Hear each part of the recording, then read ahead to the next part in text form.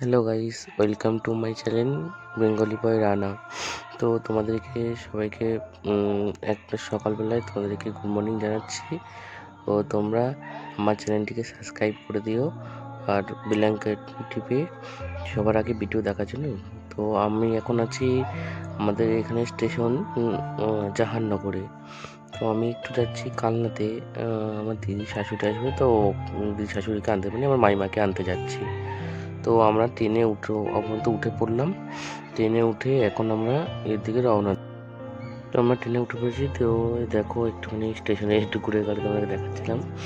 তো আমরা এখন আছি, এটা হলো বিষ্ণুপ্রিয়া স্টেশন, আমাদের নবদ্বীপের প্রথম স্টপেজ এটা। তোমার আমাদের ট্রেনের এই প্রথম স্টপেজ বিষ্ণুপ্রিয়া। তো বিষ্ণুপ্রিয়া তোমরা যদি কেউ ধরো ইয়েতে আসতে চান, মায়াপুর যেতে চাও, তো তোমরা এসে বিষ্ণুপ্রিয়াতে নামতে পারো। এরপরে আমাদের পরবর্তী স্টপেজ হচ্ছে নবদ্বীপ ধাম। এটা আমাদের তোমাদের সবচেয়ে বড় আমাদের স্টেশন নবদ্বীপ ধাম। এখানে মায়াপুর যাওয়ার জন্য অনেক লোকজন আসে, বাইরে থেকে এসে এখানেই নামে। কিন্তু এখান থেকে বিষ্ণুপ্রিয়া স্টেশনে যদি নামে, তার থেকে অনেক ভালো কাছে হয় ওখান থেকে। মায়াপুর যাওয়ার জন্য, গঙ্গা পার হওয়ার জন্য ঘাট বিষ্ণুপ্রিয়া স্টেশন থেকে কাছে। তো নবদ্বীপ ধাম এটা আমাদের হচ্ছে নিমাই জন্মস্থান, যেটাকে বলা হয় নিমাই জন্মস্থান। তো তাও তোমাদেরকে বলছি, তোমরা যদি কেউ মায়াপুর আসতে চাও, তো তোমরা এসে নবদ্বীপ ধামও নামতে পারো বা বিষ্ণুপ্রিয়া স্টেশনে নামতে পারো। তো তারপর তোমাদেরকে আবার দেখাচ্ছি। দেখো চারিদিকে প্রকৃতিটা এত সুন্দর, এত সুন্দর যে কী বলবো, আমি তো মুগ্ধ হয়ে গেছি দেখে।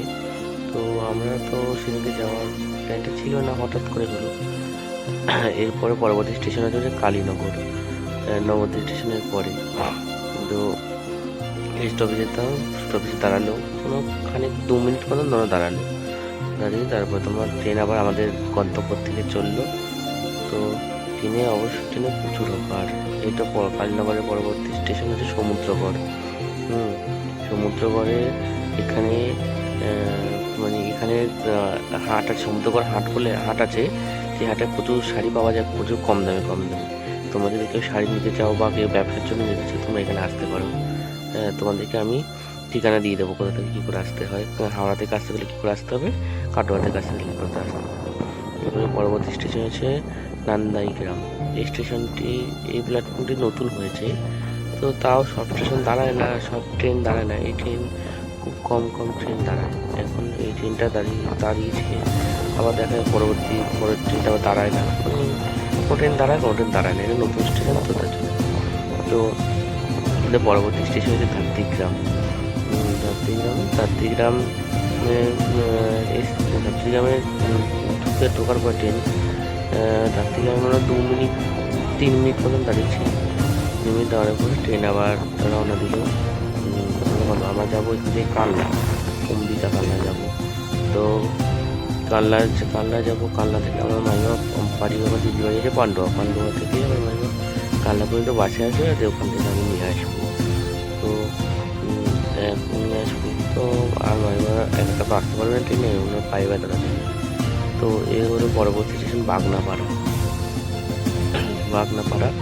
তো যারা যারা বাগনাপাড়ায় বাড়ি আছো বা যারা ধাত্রীগ্রাম বাড়ি আছে, তো সবাই আমার চ্যানেলটিকে সাবস্ক্রাইব করে দিও।